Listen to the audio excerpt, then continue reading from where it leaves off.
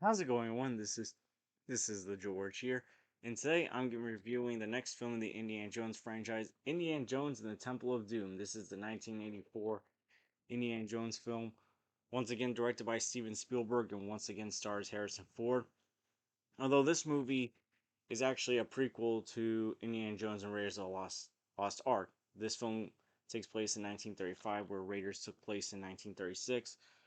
And in this film, Indiana Jones, after confronting a crime lord in Shanghai, China, named Lao, Indiana Jones, along with a singer named Willie Scott and this kid that Indiana Jones found and took in Short Round, they land up in India after the plane they took turns out to be one of Lao's planes, and the plane is set to run out of fuel and crash in an attempt to kill them. So this film is also the last Indiana Jones film that was rated PG. This is a film that is one of the reasons why we now have the PG-13 rating. For those of you who aren't aware, we didn't have PG-13 until after this film came out.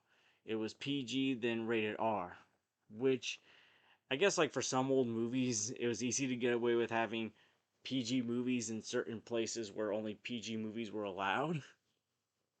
For example, I used to be part of a movie club in middle school where at most we can watch PG movies. So certain old movies that would probably not be rated PG today or would be rated PG-13 today, we were allowed to watch movies such as the original Rocky and original Karate Kid. Sorry, got the hiccups right there. But yeah, this film was a lot darker than people expected it to be. I remember the first time I watched this movie, I didn't know how to feel about this movie. I was kind of turned off on this movie, and it wasn't like I was having a bad day and just wasn't in the mood to watch a movie, or I just didn't care about the movie until I rewatched it under better circumstances, such as the first Avatar. Because the first time I watched this movie, it was during an Indiana Jones TV marathon. I watched Raiders of the Lost Ark a while back for the first time, and when I saw Temple of Doom was on, I was like, oh, the next Indiana Jones movie, I gotta watch it. And then right after it, Last Crusade came on, and that was also the first time I watched Last Crusade. And after watching that film, I loved it instantly and continued to love it. So I just probably didn't know how to feel about certain stuff because there are some bizarre, dark things in this movie. There's human rituals happening. The film's main antagonist, Malaram, like rips out someone's heart. There's voodoo dolls. There's depictions of child slavery. And Steven Spielberg has even said, and this is after Kingdom of the Crystal Skull came out, that Temple of Doom was his least favorite Indiana Jones film, and the one thing he takes away from it is that he met his wife Kate Capshaw, who plays Willie Scott in this movie. But the more I've rewatched this movie throughout the years, and I watch Indiana Jones movies at least once a year, I've grown to appreciate this film a lot more. Now, do I like this movie as much as I like Raiders of the Lost Ark and Last Crusade? No, I prefer a lot more than Kingdom of the Crystal Skull, though. But at the same time, I understand why some people don't like this movie and even prefer Kingdom of the Crystal Skull. Because this is a different kind of Indiana Jones film, not just because it's a darker movie.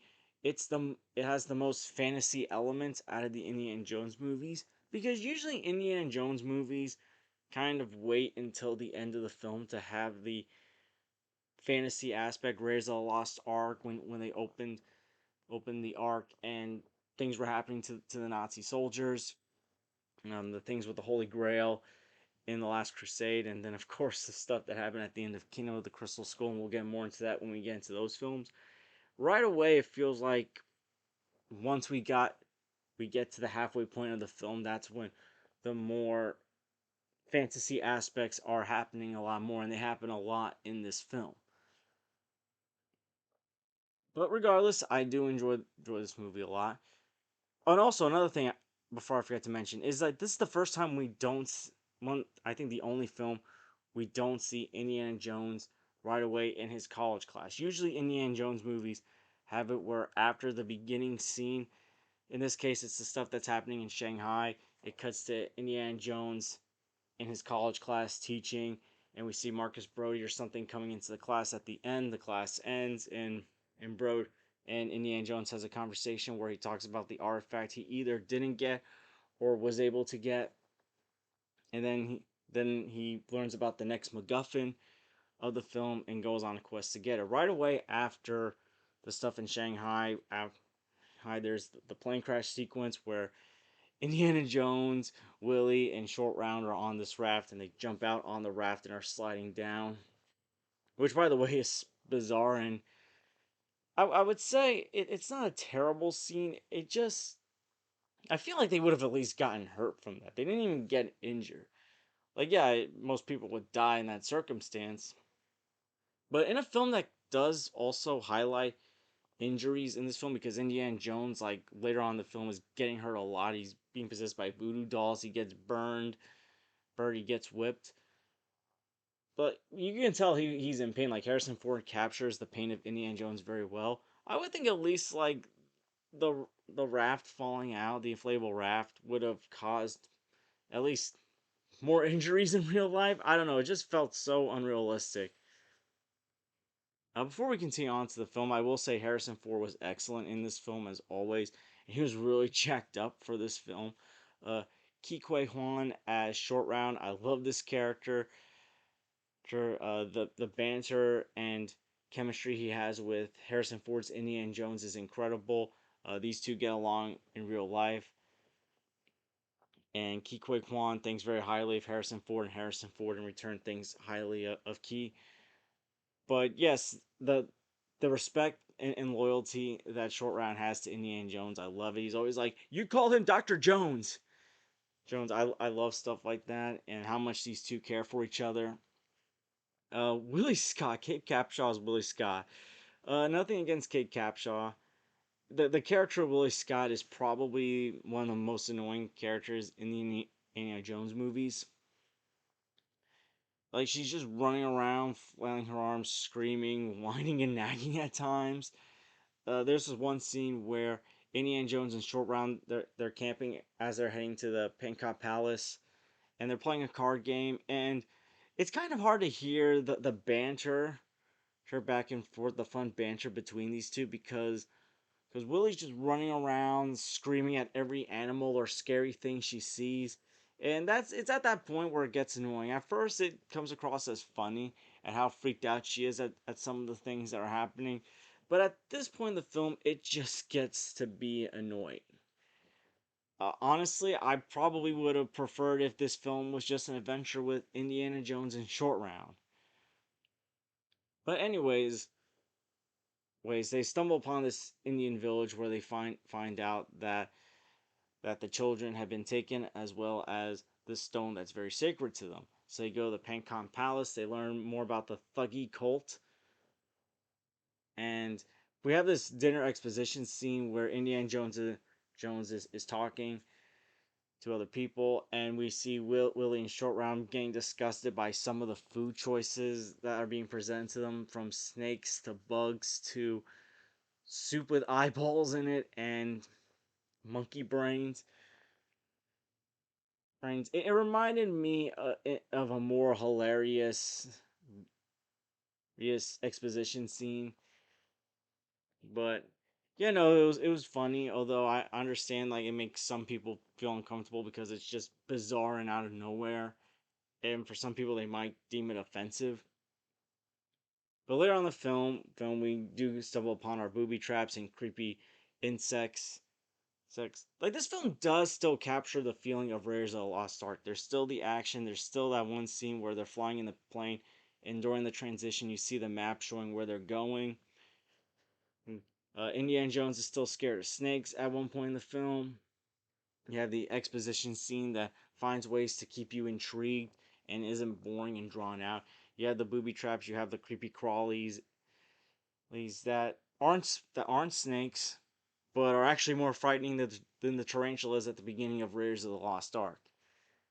But at this point, this is where the shift in tone happens after the booby traps. As they go deeper into this cave, the cave is very red, like a red coloring. It's a sinister kind of red, and we see Malaram, who who worships Kali Ma, the goddess of death, and we see that sacrificing someone. This is where the heart gets ripped out of the chest is happening, and this person is screaming as they're being lowered into this lava to be sacrificed for Kali. And even the heart's going on fire as this person's getting closer, and it's really dark and bizarre.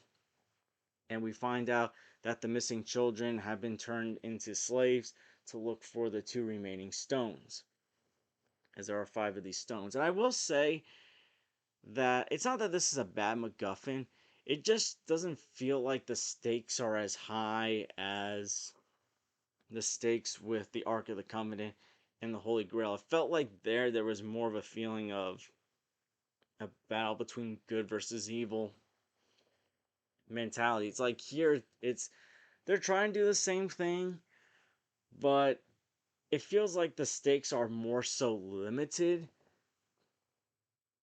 to this area of India, because really the ones that are being more so affected by this is this Indian village who not only lost the stone but had their children taken away. But Indiana Jones and the group gets captured, and Indy is forced to drink blood and becomes evil, but Short Round luckily snaps him out of it. Again, the fantasy elements in here can be bizarre at times, and for me, like I feel like with this movie, I don't mind it compared to how I used to feel about back then, but I understand why it tunes people out with how dark and bizarre some of these ideas are. But similar to Raiders of the Lost Ark, Indiana Jones is fighting against this big brute henchman, and I think this is the same stuntman or actor that played the big brute German that he fought in Raiders of the Lost Ark around the plane. And we find out that there's a voodoo doll that's causing Indy pain. And we have a minecart chase sequence that is really cool. I love the Indiana Jones chase sequences, whether it was the one at the beginning in Shanghai or this one. They do chase sequences very well in these movies. And we get almost another scene similar to the swordsman scene in Raiders of the Lost Ark, but Indy doesn't have his gun, so he's got to face them head on, which I guess is like a nod to what should have been the scene in Raiders of the Lost Ark, but because of Harrison Ford's food poisoning, that didn't happen. And then we see Malaram along with his henchmen getting eaten by alligators after Indiana Jones cuts the bridge to stop them. Yeah, even the death sequences in this film are dark. But yeah, this film, I appreciate this film a lot more. I still don't love it as much as I love Raiders and Last Crusade, and I'll share more about how I feel about Last Crusade earlier next week. Can't wait to talk about that film. But yeah, I still think, like, honestly, this is still a very good movie. Harrison Ford is great.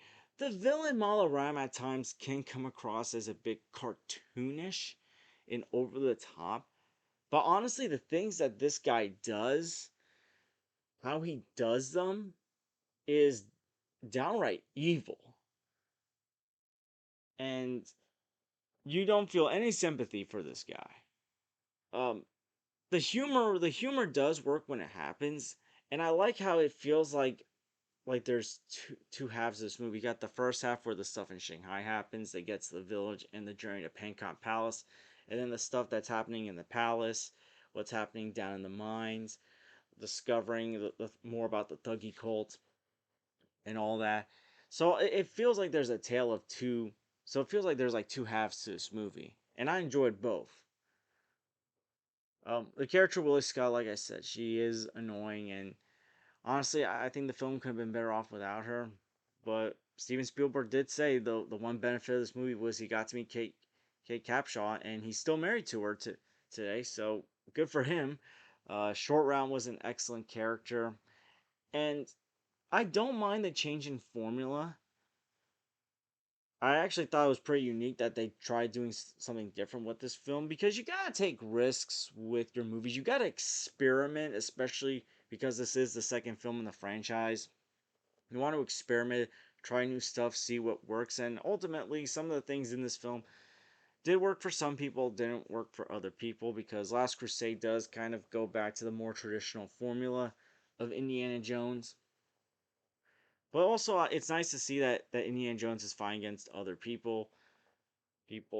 Although, because as much as we enjoy seeing Indiana Jones fight Nazis and punch Nazis, and we get back to that in Last Crusade, and he does more of that, that at the same time, the people in this film also deserved it because they kidnapped children and they were trying to do other horrible stuff in this film with human rituals.